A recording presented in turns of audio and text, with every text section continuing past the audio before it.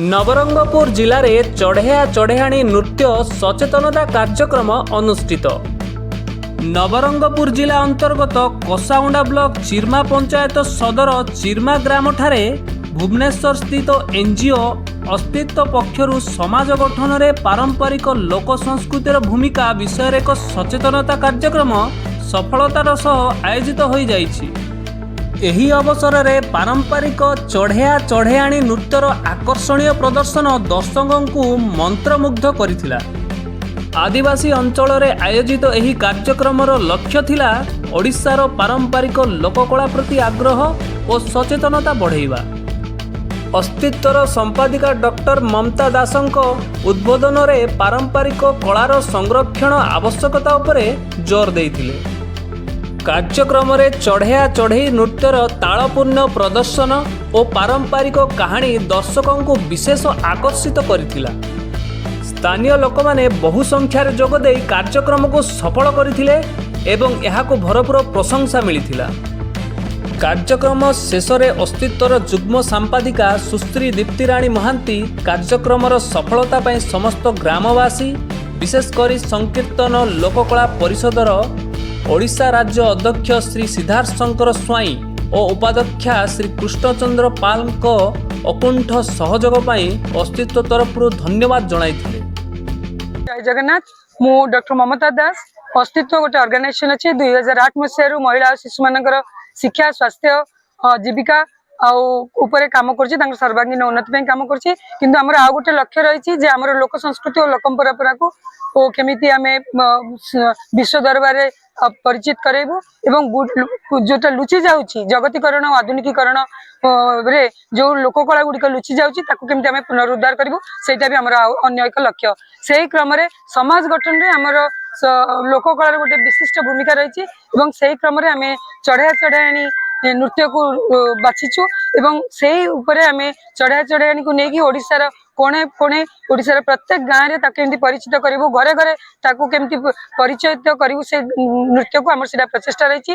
एथिपाई आमको लोककला ओडिशा राज्य लोककला परिषद जे अध्यक्ष श्री सिद्धार्थ शंकर स्वाई एवं कोरापुट नवरंगपुर और मालकानगिरी लोककला परिषद जे प्रेसिडेंट अच्छा कृष्णचंद्र पाल सर बहुत सहयोग कर। आज यहाँ जे यही गाँव में दंड नाच हो कहीं जानी ना चढ़िया चढ़ियाणी नाच को आज ये शह शह संख्यार लोक मैंने आसिले मुझे कथबार्ता कली से कहीं जानी ना एमती गोटे डांस अच्छी बोली तेणु मुझा को आज आम प्रथम करी परिवेशन करागला लोक मैंने बहुत उत्साहित अच्छा से कथा देते पर पीढ़ी की यही नाच शिखेबे और यही नाच मध्यम आम समाज विभिन्न मुद्दा गुड़ी को लेकिन लोक जागरण करूँ लोक सचेतनता सृष्टि करूँ कलाकार मानक भी गोटे कलाकार परिचय दबू से आम गोटे सर्वे भी करूँ सामाजिक आर्थिक स्थिति को लेकिन एथिपाई आम अशेष कृतज्ञता ज्ञापन करूँ लोककला परिषद अध्यक्ष सिद्धार्थ सर और उपाध्यक्ष राज्य लोककला उपाध्यक्ष कृष्णपाल साल को और ताठू भी आम बेसी कृतज्ञ ओडिशार कला संस्कृति विभाग माननीय मंत्री सूर्यवंशी सर। जय श्री जगन्नाथ। मु सिद्धार्थ शंकर स्वाई राज्य सभापति श्री श्री जगन्नाथ नाम संकीर्तन लोककला परिषद ओडिशा। आज बड़ खुशी दिन जे नवरंगपुर जिला जो जहाँ कि 10टा समस्त 10टा ब्लॉक से किसी कलाकार ये जोग देते कार्यक्रम रे एठी गोटे पारंपरिक लोकनृत्य दंड नृत्य जहाँ कि ऐतिहासिक दंड नृत्य एटा पूरा पुरातन भारत को गले एटा माने आदिवासी मानकर गोटे बहुत तांकर माने कला संस्कृतिर एटा होची गोटे उत्सव तेणु से माने ए पर्व पालन करती से जोड़ा ओडिशार 30 जिला 314 ब्लॉक रे माने आमे आमर कला श्री जगन्नाथ नाम संकीर्तन लोककला परिषदर कर्मकर्ता अच्छा सेठी से माने जो जिले में ये सब लोप पाउची बा तांकर आदिवासी माने पारंपरिक लोकनृत्य लोप पाउची सेठी जाइक आम सब अस्तित्व आमर जो गोटे ऑर्गेनाइजेशन जार सेक्रेटरी होचंदी ममता दास मैडम आमर दीप्ति साहू मैडम जे कि भुवनेश्वर आछंती अस्तित्व तरफ आमर राज्यर उपसभापति कृष्णचंद्र पाल आमर जिलार जो नवरंगपुर जिलार सभापति अर्जुन भत्रा जिलार सेक्रेटरी होचंदी देवी प्रसाद पांड्या ସେମାନେ ସବୁ ଉଦ୍ୟମ କରିକି ଏଠି ପ୍ରୋଗ୍ରାମ କରିଛନ୍ତି, ଯାହା ଶହ ଶହ ଲୋକ ଏଠି ଆସିକି ଏକତ୍ରିତ ହୋଇଛନ୍ତି। ଏବଂ ଏଇ ଯୋଉ ଜିନିଷଟା ଆମେ ତାଙ୍କୁ କୋଶ୍ଚିନ୍ କରିଥିଲୁ, କୋଶ୍ଚିନାରୀ ମାଧ୍ୟମରେ ତାଙ୍କଠୁ ପାଇଲୁ ଯେ ଏସବୁ ନୃତ୍ୟ ଧୀରେ ଧୀରେ ଲୋପ ପାଉଛି, ତେଣୁ ତାକୁ କେମିତି ଉଦ୍ଧାର କରାଯିବ।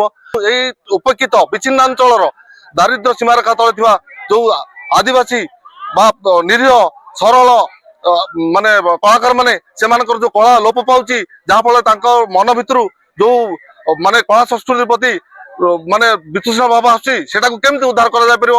ତାଙ୍କ ମନ ଭିତରେ ସେମିତି କଳା ସଂସ୍କୃତି ବିଭାଗ ତଥା ଓଡିଶା ରାଜ୍ୟ ଭାରତ ସରକାରଙ୍କ ପ୍ରତି ସେମିତି ଉଦାରତା ଆସିବ ତାଙ୍କର ଯୋଉ ପୁରାତନ ନୃତ୍ୟକୁ। ସେଇଥିପାଇଁ ଆମେ ଏଇ ଯୋଉ ଦଣ୍ଡ ନୃତ୍ୟ 21ଟା ପନ୍ଥୀରେ ହୁଏ। ଦଣ୍ଡ ନୃତ୍ୟ ମାନେ ଚାରିଟା, ଗୋଟେ ହଉଛି ଧୂଳି ଦଣ୍ଡ, ତାପରେ ଜଳଦଣ୍ଡ, ଅଗ୍ନିଦଣ୍ଡ, ନୃତ୍ୟଦଣ୍ଡ। ନୃତ୍ୟଦଣ୍ଡ ଭିତରେ 21ଟା ପଙ୍କ୍ତି ଅଛି। ସେ ପଙ୍କ୍ତି ଭିତରେ ଚଢେଆଣୀ ହଉଛି ଗୋଟେ ବିଶିଷ୍ଟ ପଙ୍କ୍ତି, ଯୋଉଟାର ବଳରେ ଚଢେଆ ଯାଉଛି ବଣକୁ ଶିକାର କରିବା ପାଇଁ। ସେଇ ସମୟରେ ଚଢେଆଣୀ ତାକୁ ମନା କରୁଛି, କିନ୍ତୁ ସେ ତୁଳସୀ ଗଛକୁ ଦେଖେଇ ଯାଉଛି, ଯଦି ତୁଳସୀ ପତ୍ର ଶୁଖିଯାଏ ଜାଣିବି ମତେ କିଛି ବିପଦ ପଡିଲା। ସେଇ ଅବସ୍ଥାରେ ତାର ଅସୁବିଧା ଆସିଛି, ମହାଦେବ ଆସୁଛନ୍ତି, ତାକୁ ଜନ୍ମ ଦେଇଛନ୍ତି, କିନ୍ତୁ ତାକୁ ଆଶୀର୍ବାଦ କରୁଛନ୍ତି ଚାରିଟା ଜିନିଷକୁ ତୁ ଚାରିଟା ପକ୍ଷୀକି ମାରିବୁନି, ଆଉ ତାକୁ ଜୀବନାଶ ପୂର୍ଣ୍ଣସ ଦେଇକି ଯାଇଥିଲେ। ସେଇ ସବୁ ଜିନିଷ ସତ, ଯୋଉଟା କି ପୁରାଣରେ ଲିପିବଦ୍ଧ ଅଛି, ଆଉ ଏ ଯୁଗରେ ସେଇଟା ସତ। ତେଣୁ ସେଇ ଯୋଉ ଜିନିଷଟା ଉଦ୍ଧାର କରାଯାଉଛି, ଯେମିତି ଠାକୁରଙ୍କ ପ୍ରତି ବିଶ୍ୱାସ ବଢିବ, ଲୋକମାନଙ୍କ ଭିତରେ ଆଧ୍ୟାତ୍ମିକ ଚିନ୍ତାଧାରା ବଢିବ, ଯାହା ଫଳରେ ସମାଜ ଶାନ୍ତି ପ୍ରତିଷ୍ଠା ହବ, ବିଶ୍ୱର ଶାନ୍ତି ପ୍ରତିଷ୍ଠା ହବ, ଲୋକମାନେ ଭାଇଚାରା ବଢିବ। ଏଇ ସବୁ କାର୍ଯ୍ୟକ୍ରମ ଆଗେଇ ଚାଲିଛୁ। ତେଣୁ ଆମର ଓଡିଶାର କଳା ସଂସ୍କୃତି ବିଭାଗର ମନ୍ତ୍ରୀ ଶ୍ରୀଯୁକ୍ତ ସୂର୍ଯ୍ୟବଂଶୀ ସୁର ବି ଆମକୁ ଏ ବିଷୟରେ ବହୁତ ମାନେ ଇମ୍ପ୍ରେସ କରୁଛନ୍ତି। ତେଣୁ ତାଙ୍କୁ ଅଶେଷ ଅଶେଷ ଧନ୍ୟବାଦ। ଆମେ ଏ ଅଞ୍ଚଳର ଲୋକ ତଥା ମିଡିଆ ବନ୍ଧୁ ମାନଙ୍କୁ ଆମେ ଧନ୍ୟବାଦ ଜଣାଉଛୁ ଯେ ତାଙ୍କର ପ୍ରଚେଷ୍ଟା ବଳରେ ଲୋକ ଲୋଚନକୁ ଏଇଟା ଆସିବ, ଯୋଉ ଲୋକଟା ଲୁକାୟିତ, ଯୋଉ ଜିନିଷଟା ଲୁକାୟିତ ଅବସ୍ଥାକୁ ଯାଉଛି, ସେଟା କେମିତି ଉଦ୍ଧାର କରାଯାଇ ପାରିବ। ସେ ସୋସାଇଟିରେ ସେଇମାନେ ହଉଛନ୍ତି ପ୍ରକୃତ ମାନେ ଅର୍ଜୁନ, ଯିଏକି ବାଣ ବିନ୍ଧିବେ, ଆଉ ସେଇ ଜିନିଷଟା ସମାଜର ମୁଖ୍ୟ ସ୍ରୋତକୁ ଆସିବ ବା ସମାଜର ଲୋକଲୋଚନକୁ ଆସିବ। ତେଣୁ ତାଙ୍କୁ ଅଶେଷ ଅଶେଷ ଧନ୍ୟବାଦ।